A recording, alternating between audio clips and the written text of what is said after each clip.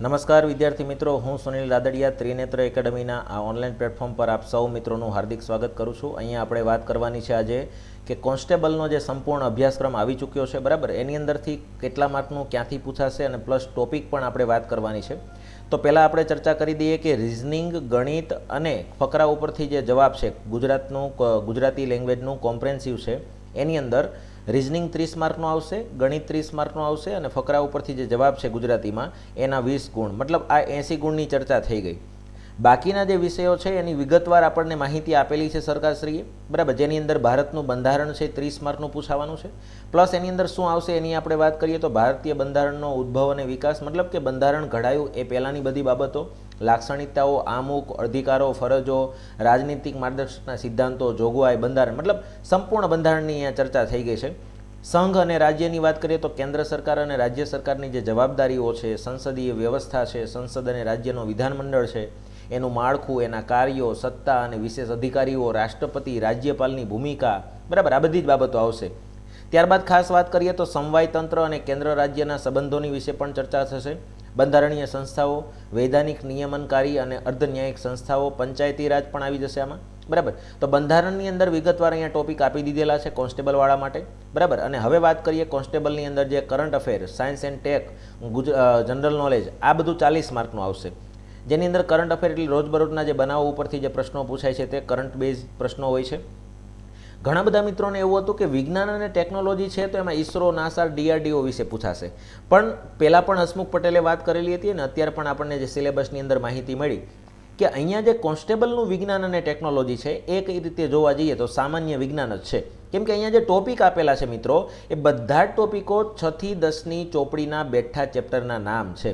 મતલબ કે કોન્સ્ટેબલે વિજ્ઞાન અને ટેકનોલોજીના બદલે કદાચ સામાન્ય વિજ્ઞાન શબ્દ લગાડી દે તો પણ ચાલે, જેમ કે અહીંયા ખાદ્ય સામગ્રીના પ્રાપ્તિ સ્થાન, આહારના ઘટકો, પાક ઉત્પાદનને વ્યવસ્થાપન, અન્ન સ્ત્રોતના સુધારણા, આ બધા ચેપ્ટર તમે જો તો 6 થી 10ની ચોપડીમાં અન્ન સ્ત્રોતના સુધારણા 9માનું બેઠું ચેપ્ટર છે, પાક ઉત્પાદનને વ્યવસ્થાપન એ 8મા ધોરણનું ચેપ્ટર છે, બરાબર। સજીવોના લક્ષણો, એની વિવિધતા, પોષણ, અનુકૂલન, સજીવોની વિવિધતા અને અંગો, તંત્રોની અંદર જોવા જઈએ તો પાચન તંત્ર, શ્વસન તંત્ર, રુધિરાભિસરણ તંત્ર, ઉત્સર્જન તંત્ર, ચેતાતંત્ર, કંકાલ તંત્ર, અંતસ્ત્રાવી તંત્ર, પ્રજનન તંત્ર, આ બધા તંત્રો આની અંદર પૂછાશે। મતલબ બેઝિક જે આપણું બાયોલોજી છે એ બધું જ અહીંયા આવી ગયું। આપણી આસપાસના ફેરફારો, ભૌતિક ને રાસાયણિક બંને, પછી અંતર, ગતિ, બળ, દબાણ, ઘર્ષણ, ગુરુત્વાકર્ષણ બળ, કાર્ય અને ઉર્જા, આ પણ બધા 9મા ધોરણના ચેપ્ટર છે, બરાબર। અને આ ભૌતિક વિજ્ઞાનની અંદર આપણે સમાવેશ થાય। વિજ્ઞાન, વિદ્યુત અને પરિપથ, વિદ્યુત પ્રવાહની અસરો, કુદરતી અને કૃત્રિમ રેસાઓ, કાપડ ને પ્લાસ્ટિક, એસિડ બેઝ ક્ષાર, આ 10મા ધોરણનું ચેપ્ટર છે, બરાબર। ચુંબક, ઉષ્મા, ધ્વનિ, દહન, ધાતુ, અધાતુ, કોલસો, પેટ્રોલિયમ, સૂક્ષ્મજીવો, સ્વાસ્થ્ય અને રોગો, બરાબર, આ બધી જ બાબતો તમને ખબર છે બાયોલોજીની અંદર આવે, બરાબર। તો મતલબ રસાયણ વિજ્ઞાન, જીવ વિજ્ઞાન અને ભૌતિક વિજ્ઞાન, આ ત્રણેય વિજ્ઞાનને આપણે સામાન્ય વિજ્ઞાનમાં ગણીએ અને આ સામાન્ય વિજ્ઞાનની અંદર બધી જ બાબતો આવી જાય, બરાબર।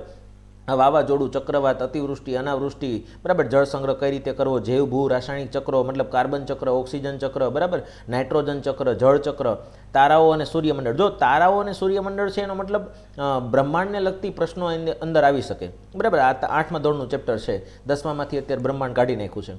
પર્યાવરણને તેની જાળવણી, પ્રદૂષણ અને નિયંત્રણ, મતલબ જેટલા પણ કોન્સ્ટેબલના મિત્રો છે, કોન્સ્ટેબલની તૈયારી કરે છે એ મિત્રોએ વિજ્ઞાન અને ટેકનોલોજીના બદલે કદાચ ખાલી સામાન્ય વિજ્ઞાન કરે તો પણ ચાલે, કેમ કે આમાં ઇસરો વિશે, નાસા વિશે, ડીઆરડીઓ વિશે, પરમાણુ બોમ્બ વિશે આ બધી બાબતો અહીંયા પૂછાવાની નથી। તો સામાન્ય વિજ્ઞાન કરી નાખો એટલે તમારું વિજ્ઞાન અને ટેકનોલોજી આવી ગયું। ત્યારબાદ જનરલ નોલેજના પ્રશ્નો પૂછાશે, બરાબર। હવે આપણે આગળ ચર્ચા કરીએ તો હિસ્ટ્રી, કલ્ચર અને જિયોગ્રાફીની અંદર શું પૂછાશે એની આપણે ચર્ચા કરીએ। જેમ કે ઇતિહાસની અહીંયા વાત કરી દીધી, જો સિંધુ કુળની સભ્યતા, વૈદિક યુગ, જૈન અને બૌદ્ધ ધર્મ, ગણરાજ્યો અને પ્રથમ મગધ સામ્રાજ્ય, બરાબર, મધ્ય એશિયાના સંપર્કને પરિણામો, મતલબ તમે જો સામાજિક વિજ્ઞાન કરી નાખો તેમાં આ બધો ઇતિહાસ આવી જાય।